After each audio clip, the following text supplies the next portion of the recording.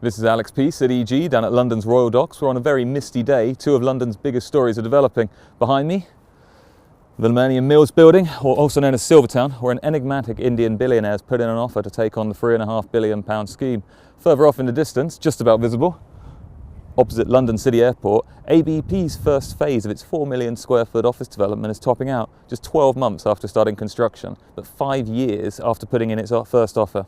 To recap, after winning the process for the site in 2013, there were years of delays and speculation about whether it would ever be built. But this time last year, in considerably better weather, ABP and frontman Xu Weiping were finally given the keys, and since then construction's been incredibly fast. In less than 12 months, this is what they've done. That's £222 million worth of construction.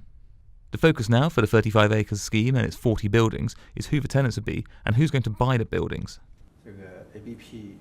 We have received further interest from multiple parties, and we're in the process of going through all the interested buyers and tenants, because there are two types of properties that we offer to the market.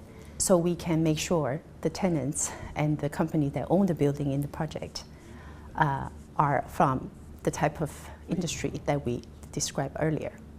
Xu is enigmatic, saying all will be revealed when the buildings open in 2019, and which coincides with the arrival of Crossrail. Cryptically, the model they have in their office has sold signs above a number of the buildings.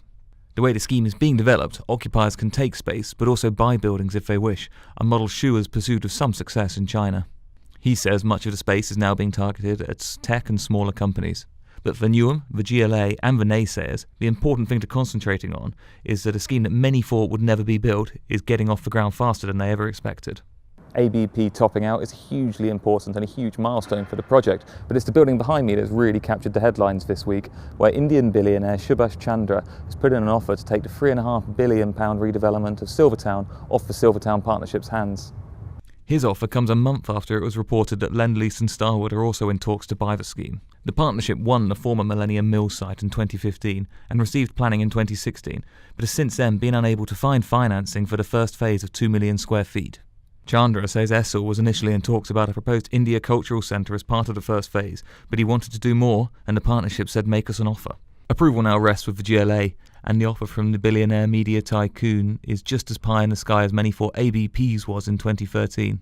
But perhaps a little bit of vision and risk could be the secret to unlocking the south side of the docks, which has sat vacant for nearly 40 years now.